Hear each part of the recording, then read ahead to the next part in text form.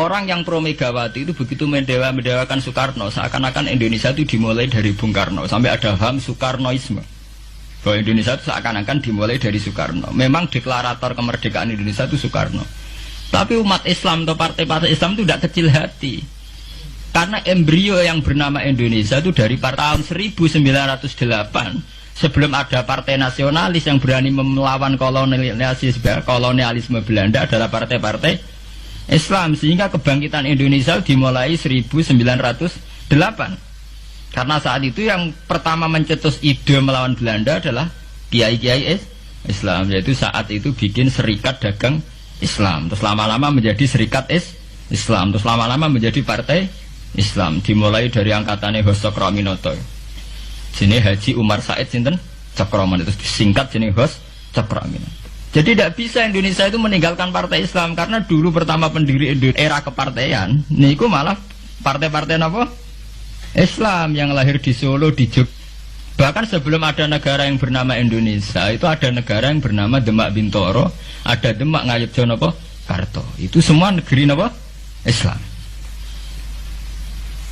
Ya paham. Sehingga secara kesejarahan kita tidak kalah sama tuanya Soekarnoisme atau partai PNI. Dan sampai kan kita ini kan kayak dinabubukkan seakan-akan Indonesia itu dimulai dari Soekarno. Sehingga nak wani Pak Karno itu koyok-koyok itu kita anti Indonesia. Ya kita tidak mungkin nggak menghormati Soekarno, beliau sebagai pahlawan besar kita hormati. Ya, tapi ya kebesaran Pak Karno demi bangsa Indonesia jangan kemudian direduksi, disederhanakan hanya melewati partai. Ya itu kan namanya pekerdilan. Tentu Pak Karno bikin negara ini ya untuk semua bangsa, bukan untuk PDIP saja, bukan untuk partai-partai marhainisme saja, juga bukan untuk partai-partai yang berfaham Soekarnoisme saja. Ya sama, tapi kita juga adil, sebagai kiai juga adil. Hos Cokroaminoto bikin partai Islam adalah untuk mengusir Belanda dari bumi Indonesia, yang nantinya juga untuk kepentingan semua bangsa Indonesia, tidak hanya yang Islam saja. Ya kita adil, sama-sama adil. Saat nasionalisme ya tidak mengurangi keagamaan, saat keagamaan tidak mengurangi nasionalis. Tapi itu tadi kemudian ini dikerdilkan secara politik. Di sawangannya nak wis duwete Pak Hasim Mbak Mega nasionalis religius itu sudah ditren. Angger duet senengane pasangan nasionalis sampai apa nak nasionalis terus wajib sholat. Apa nak religius terus gak wajib nasional? Sebetulnya itu kan wajib. Apa kena wong Indonesia terus wajib sholat hanya karena atas nama nasionalisme? Apa nak gue ngiyai terus wajib bayar pajak?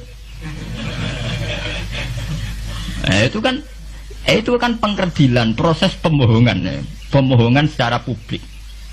Itu dibodokno, sedurunge bodoh, itu kan itu kan repot.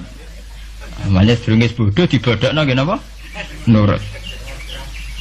Makanya kalau seneng ya, kayak kemarin Hari Kebangkitan Nasional itu seneng kalau diungkap terus di TV bahwa kebangkitan Indonesia dimulai dari 1908. Pentingnya bahwa orang-orang yang sok Soekarnoisme biar tidak mereduksi Pak Karno hanya milik mereka sendiri, karena bangsa ini berdiri semenjak 1908. Dimulai dari gerakan Budi Utomo sampai Hos Cokroaminoto sampai macam-macam. Ya, serikat-serikat Islam. Nah, kita secara sejarah itu sama. Kita sebagai santri juga tidak kalah sejarah. Karena berdirinya nasional sudah lewat para kiai itu. Takono sejarawan manapun, kayak profesor siapa di UI, siapa saja profesor-profesor sejarah bilang bahwa awal kebangkitan Indonesia itu dari partai-partai Islam. Bahkan versi orang nasionalis sekalipun itu bilang. Karena Islam adalah satu agama yang paling sensitif terhadap penjajahan. Karena Islam melahirkan satu paham jihad, bahwa ketika ada kolonial Belanda, wong Islam terinspirasi harus jihad. Sehingga lahir partai-partai Islam. Dulu yang dilawan itu perdagangan. Ini kalau cerita sejarah, santri-santri sadar. Jadi santri salaf dengan model sekarang sing raro duit, raro dagang itu sebetulnya mengkhianati pendiri santri. Lho boten niku lho fair. Sing gak seneng dagang, gak seneng mergawe itu mengkhianati pendiri pesantren.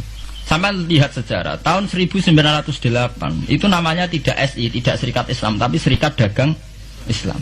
Karena para kiai adalah melawan dominasi Cina di Surakarta dan dominasi Belanda menguasai sentra-sentra perdagangan. Sehingga yang dilawan pertama adalah piye supaya kolonial gak menguasai aset-aset ekonomi.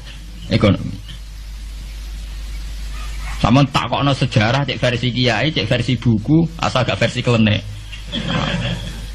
Itu pertama yang dilawan para ulama adalah penguasaan aset ekonomi oleh Cina dan Belanda, sehingga mereka bikin serikat dagang